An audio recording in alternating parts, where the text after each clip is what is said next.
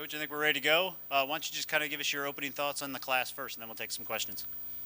Yeah, we're really excited. Whenever you have 12 commits, anywhere ranging from last February, March to last June, and you got to feel pretty strongly about them to take their verbal commitments that early, and then you got to feel pretty strongly about them that they're actually going to stick with. There's a lot of quality kids here that probably had opportunities to look at other things along the way. Probably all of them did. But then to have all of them sign anywhere from 9, 7 months later says a lot about the job that the assistant coaches did recruiting them and the relationships they built and how they sold our program, how they sold our university.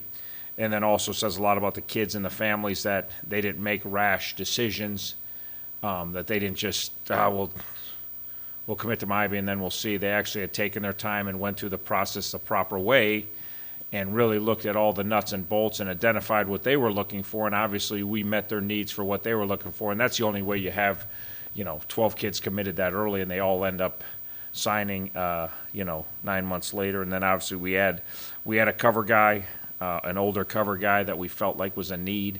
I felt like I needed 2 more cover guys. And as I've told the guys we've recruited, I don't necessarily need you to come in and start, but I need you to be able to start. Like I need you to be at that level that you can compete and either come in here, win a job or not win a job, because there's other good guys in our program, but I didn't need another young kid that be developmental. I felt like I needed a couple more cover guys next year. And we've identified one and got one coming in mid-semester, which is awesome, and we're planning on getting one more. Elite traits, again, when you go down the list, what's their elite traits? It's easy to watch these kids and see their elite traits, and many of them have multiple elite traits. And that's how you become a difference maker, because there's tons of kids that have the ability to play Division I football. How are you going to end up building a championship program? You're not going to build a championship program with just your standard Division I players. And some of these guys will become standard Division I players. Some of these kids will probably become kids that didn't pan out, but they all have elite traits, which gives them the opportunity over their career here to become standout all-conference players and players that can help you win a championship. And that's what we've been building for since day one. I really think in my mind there's 5 offense, 6 defense, and 2 guys that I think are wild cards that will probably start on defense, but who knows? They've done tons of things on offense that shows that they could be offensive guys. And I think we're in position with our cap space to be able to add if opportunity exists to add. We're not going to add just to add, because I could have done that today. I could have added more today just to add, and with really good players. But we're looking, if we're going to add now, it's somebody that we really think can be a difference maker, be special, or fill a very specific need for 2018. We've built this up that we don't have to, I shouldn't say worry. We worry every second of every day about Miami football and the program. But we can now start to worry about the specific year. I hadn't done that until this year. This year was all about trying to get Miami football's foundation back and not go for the quick fix and not go for, try to find a way to win right now, but actually build a program from bottom up that could go for the next 3 decades, which I think we have positioned ourselves. Now you have to keep doing it year after year, but now we're 2 years ago we couldn't compete in our league. Now it's at this point we didn't beat everybody. That's awesome. All right, that's awesome. But there's no one we play on our max schedule that we can't beat. All right, that we can't beat. Well, that's where we want to be, and that's where we want to stay. But also now that you get it to that level that you feel like there's 8 conference games. 2 years ago, I was hoping to maybe win a game or 2 in conference. Then last year I was hoping, boy, I hope we can compete with the Fairmount. Then we kind of got hot and won a bunch of games. And this year we knew going, and there was never a game we showed up to this year that we weren't planning on winning or we didn't know we could win, and the opposition didn't know we could win. Now it's about playing good football and executing and finding a way to win some close games. But now you can specifically look at, okay, what's 18 and what if we could add a guy? And I'm not saying we're still going to recruit 97% freshmen. We're still going to recruit developmental kids, and then we're still going to recruit to keep this thing. But we have enough foundation in place now that if I say, hey, maybe we are 2 cover guys short. Nowadays in college football, there's 4 wideouts on the field a lot. Sometimes there's 5 wideouts. You got to play 4 cover guys at one time. And I feel like I got 6 or 7 legit Division I cover guys in the program. I think I got some young guys that are going to be there, but I'm not going to count on an incoming freshman helping me win a conference championship. We're beyond that. All right? So now you can fill specific needs, and it's going to be different each year. It might be cover guys, a couple cover guys this year. It might be a certain spot next year, and it's not going to be an overhaul because we've built it where we may only have. And like I said, even with cover guys, I don't even necessarily need starters. I just need guys that I can put on the field, and they can start and they can win games for us. So I think we're very pleased. I think we're very well positioned for the next 45 days to the next signing date, but even the next signing date isn't the end-all be-all now with the way college football is and grad transfers. Like, my phone rings a lot in the spring, and there's kids that will become transfers, grad transfers, that aren't even planning. They're going to go through spring, and they're going to lose their spot, or they know right now they're going to be in a battle, and they're not going to win the battle, and they're going to say, hey, I want to go play somewhere. And when those opportunities arise, that could be with an experienced team with a lot of talent that is really right here where you want them to be able to compete and win some really close games and hopefully win a championship, that maybe one of those guys is a little bit of the extra that you need just to put you over the hump. So I think we're well positioned for that too. So very excited overall in the process, what we're doing and where we're at, and the ability for our football team to be crazy competitive in this league, not only next year in 18, but for years to come. I think when they draft it up in the fall, they're going to be talking about Miami football's got a chance to win the league, and that's where we want to be.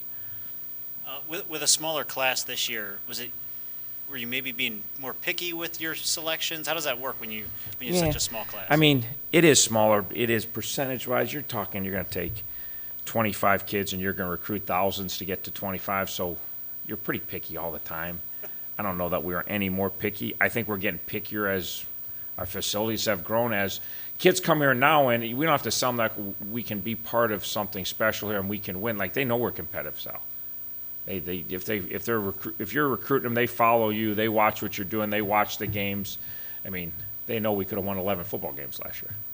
We couldn't have beat Notre Dame. We could play them 15 more times. We weren't going to beat them, unless something catastrophically fell our way. They had food poisoning at the pregame meal or something like that, But the other 11 games, we don't have to sell anybody. We were in them to the ones we didn't win. We were in them to the last whistle of the game in some instances. So now you have these facilities. You still have the great academics, and now you got legit top-notch facilities, and you've got a really good football team coming back. It's pretty easy to recruit to, and the bar keeps going up. And like I said, I don't think the players in this class are any better than the players that are in the senior class. They're just bigger and stronger right now than those kids were. You know what I mean?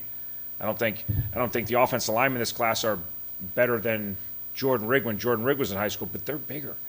They're bigger. So now if they're tough like Rigg and they work like Rigg and they compete like Rigg, they might even become a better version of Rigg because they're 6'6", not 6'4.5", and they didn't come in here at 235, 240, and Rigg worked his tail off to get to be where he's at today. Now, if they work their tail off, they're gonna be 20, 30 pounds bigger. Just the way it is. So you get a little picky each year as you continue to build a foundation, as you continue to build a program, and I think that's just as you get better and better, you get pickier and pickier.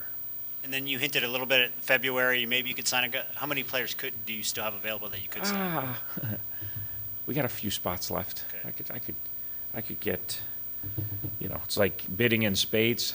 If you ever played spades, Yes. not a lot of spades, right? But I played a lot of spades in college, like an obscene amount, and then you always have the partner that gives you the 2, possibly 6, and that doesn't help you on the bid. And I know most people have now totally lost me, but if you played spades, you know exactly what I'm talking about. Like, that's kind of how I am right now. I'm the spades player that, we could probably take 1 to 4 more, depending on who they are and what they bring to the table. So we have some availability, but it's always very fluid. Okay. It's never exact.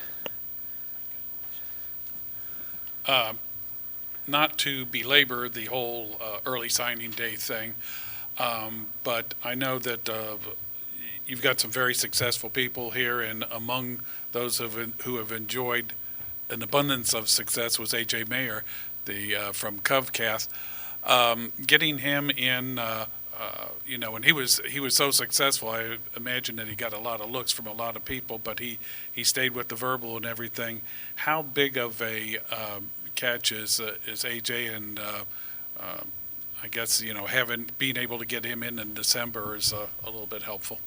Yeah, and it just makes you sleep a little better over Christmas, more so than helpful. Like, be the first good night I've probably had sleep since he's committed, So, you get talented kids, and then you get a talented quarterback, and the microscope's obviously on the quarterback. Then you get any time you're kids play in the state championship and then really excel, you know, then you're always worried about, okay, they just played, the kid just played in the state title and he was the MVP of the game. Like, who doesn't want to recruit that kid? So, you know, and he, like many of our kids, had many opportunities to talk to other schools, but obviously that's why I was talking about. Our process has been really good here, and our assistant coaches do a really good job with the process, and it's not knee-jerk reaction, and we don't just offer anyone, and then we don't try to get commits until kids, we really think they're ready to be committed, you know, and we make them jump through a lot of hoops to commit. Even a kid talented like AJ, we made sure that he understood exactly what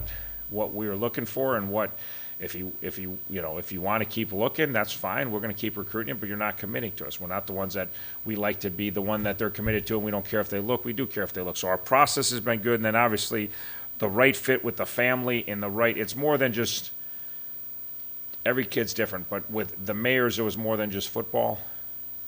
It was a lot of football. I mean, he's a competitive, you know, he loves sports and he loves to compete, and he has a crazy no tolerance for not winning. But there was more for him and the family that they were looking for. The type of people they wanted in this locker room, we checked that box. They spent time with the kids in our program and the kids that he wanted to be associated with. They were very much inspecting the coaching staff, the guy that would be coaching him, the quarterback coach. And then just how we run our program, it was all part of, it was a great fit for us, don't get me wrong. Yeah, but it was a really, really good fit for them, and I think that's why you get a kid that obviously has the senior year, that it wasn't hard to figure early in the year the kid was going to get other options. And for him and his family to be that sold on our staff and our locker room and Miami University and what Miami University can do for him, obviously it's a great thing for Miami football, and says how far we've come. You know, it says the things that we're doing and how well we're doing them, and how we keep building this thing the right way, and it's getting to be special. It's not quite special yet, but it's going to be special, and it's going to be special for a long time. To what extent does his skill set fit Miami football and MAC football, for that matter? I mean, he's a 6'3", probably get a little bigger as he goes along, but skill set wise and everything, how's that for a fit? Well, obviously he's got a really ridiculously strong arm. I mean, I saw him complete a 69-yard pass in stride, so arm strength to make the throws. But the thing, when you watch his tape, he throws ball touch, even though he's got the big arm. And sometimes I almost think he should let it rip more. I probably will encourage him when he gets here. He almost, to me, puts too good a touch on the ball sometimes, and then obviously he's a bigger guy that can. Quarterback's got to be able to take a physical pounding, and he's 6'3" plus, he's 6'3" and a half, and he'll be a 225-pound, you know. And again, it doesn't mean he's safe in the pocket. No one's safe, but you know, the bigger, more physical you are, there's a reason Ben Roethlisberger's played so long. He's been hit a bunch, but on top of being a great thrower, Ben Roethlisberger's a big physical. Obviously not big, he's gigantic. He's taken. You know, he's been able to stand in there and take so many licks through the years, and he's still where other guys weren't. You know, and AJ's not big like Ben, but he's going to be a bigger physical quarterback. And then with college football now in the dual threat, and again, he's not a zone read guy, but he can run. I mean, he ran for 93 yards in the first half of the state championship game. He's an athlete. He's a starting 3 on the #1 team in the state of Kentucky in basketball. He's an athletic kid. So just the fact that it really causes issue in college football, that when your quarterback can run and pass, we know what kind of advantage that is, and how hard it is to defend, and how nice it is when you have it. So he's obviously a very capable athletic runner. You also got another guy, defensive guy from Covcath as well, and they do have a pretty good defense down there. Yeah, no, and Cam's, again, like I said, we were talking, me and Bake were like, who has 10 sacks and 8 picks, like, in the history of football? Who's done that? Well, he got his all sacks as junior because he played D-end, and I don't know if he had any interceptions as junior, but then he got moved to linebacker and had a bunch of picks this year. Like, just a weird stat line. You know, he had 230 tackles, he had 30 tackles for loss, he had 10 sacks and 8 picks. Like, I was trying to think in our program who has had sacks and picks. Brad Koenig, but not 10 and 8. You know, it's like 1 and 1. You know, Heath Harding, he has sacked the quarterback and has had picks. You know, Tony Reed, he should have no sacks, but he came out of coverage. He was our high hole guy against Akron, and he sacked the quarterback, which only Tony Reed could do. Be that far out of coverage that he got a sack when he's supposed to be my high hole guy. But most guys don't even have that opportunity. Yeah, maybe a DN gets 1 sack, and he has a, you know, Bryson Albright, I know, had an interception gets 1 interception, not 1 sack. Bryson Albright had a ton of sacks, but he got a pick against UMass, but that's 1. You don't have So it just shows, when you look at that stat, you think, and you really think about it, it's kind of mind-boggling that a kid could be that versatile, that he could have that many sacks and that many picks in a short high school career. And I think he'll have a lot more sacks than picks for us, to be honest with you. So if he gets a bunch of picks, it'll be great. If he has 8 picks in his college career, that will be amazing. You picked up a running back, Shelton, and I guess it looks like not just the back, but a lot of teams now are going to like having a fast, smaller back and then a power back. So does he kind of fit you in that respect? Yeah, and again, he's going to end up being in between because he's going to be a close to 6 foot, 200-pound kid. He's going to kind of be in between the Besters and the Zoes and the Leonard Rosses. Like, he's 175 now, but he's just a high school senior. If you see him, he's going to be a big, strong, physical kid. So he's kind of the tweener, which kind of we like to have all three. I don't mind Jalen Besser running around making plays, but he has a specific role. There's a ton of things that Jalen can do, and then there's some things that over time you wouldn't want him to do over and over. Then you got Zoe, who's a completely different player, and to having that versatility back there. And then tailback's kind of the one position nowadays. It used to be the tailback wanted 30 carries. Kind of like the star wideout that wants you to throw the ball to him every down, which is every wideout you've ever coached. That's good. Good players want the ball, and why wouldn't you want the ball every down? Like, that makes sense. But the running back position has evolved even in college, that very few teams just have one workhorse. Multiple teams have, and I'm talking top teams in the country, they have multiple guys that touch the ball, and some teams even have 3. And the reason is, the running backs have gotten smarter. Like, the NFL life expectancy for any player is not very long. The NFL life expectancy for a running back is crazy short, like 2 years or less. So the more tread that you put on their tires in college, it's not coming off the tires. So running backs are more conducive to having running back by committee, even in college now, and then even in the NFL. To be a star in the NFL for 2 years and then be worn out isn't a good thing. So even in the NFL, running backs are a little more conducive to, hey, there's 2 or 3 of us, that's a good thing. I don't need 30 carries for 4 years in college because I might be worn out before I even have a chance to play inside. The same thing in the NFL. 30 carries for 1 or 2 years, I don't make enough money, But if I can have a little bit of help here, I can maybe last 4 or 5, 6 years, which for a running back, the NFL's like dog years, it's like 75 years. So having those multiple kids and having that versatility is pretty good at that position. Blake Underwood, you got him listed here as a DB, but it looks like he did fairly well on the other side of the ball as well with his catches and that. You're primarily looking at him as a DB? He's kind of one. Him and Cecil are kind of the 2 guys that I think really could do either. And some other ones could do either, but I know where I want him. I think, we're talking about Campbell. I think he could play linebacker. I know I want him rushing the quarterback. And I'm pretty sold on that. Where Blake, he's going to start at DB. I'm crazy excited about his ability to take the ball from the other team. Now, you say kids with great ball skills, and he has ridiculous ball skills. That one punt's on his highlight tape. He's running full speed, and he catches a punt 1 yard off the ground. He doesn't even break stride, just like he does when he plays center field. So you say those high-end ball skills, you think offense, which I'm totally with you, but just takeaways are so important. And knowing if he becomes the guy back there, every time they throw the ball, you got a 6'2", 6'3" kid with range that has receiver ball skills, and it's hard to stop people now. And one way to stop him is that one play turnover. So to try to have him be on secondary, and then he's willing to hit you too. He's got it. So I think he certainly could end up on offense here. You never know. We'll sort it out. But I am super excited about having a long, athletic tackler that can also. He could get 4, 5, 6 picks in here, and that can change your season. Looking at the DBs as a whole, you signed 4, and all of them listed over 6 feet, losing a couple of guys who logged a lot of snaps in your secondary. What are some of the traits that stood out to you and your staff on the recruiting trail on bringing in these kids? Yeah, obviously, again, we talk about elite traits. Length is an elite trait. Speed's an elite trait. Ball skill's an elite trait. What are they? And I think Blake's clearly a safety that can run the alley and hit people, can play north and south and hit running backs. He can cover. I don't think he's an elite cover guy when it comes to covering receivers, but I think he can cover receivers and cover tight ends. But he can play in the box and tackle. Then he can be a half and a high hole guy and really show his range and be kind of free and let his instincts take over. I think with Cecil, 6'2" corners, he's raw, and I think with Jaden, very raw athletes, which again, at DB, if you're going to take 6'2" DBs in the MAC, they're going to be raw. Because 6'2" polished DBs play for the Crimson Tide, you know. Play at Florida, play at Notre Dame, play like they're, if you're 6'2" and you're a completely finished product, you're one step from playing on Sundays because it's hard to find. So to find that length, we're always looking for raw. These are two kids we had at camp, and we really liked the raw materials at camp, and then we really thought the personality of each of the kids was hardworking, high character, and willing to come and allow us to help them develop. Like, they didn't think they had all the answers. They didn't think they were going to come in here and teach the DB coaches how to coach. Like, they know they haven't played a ton of football.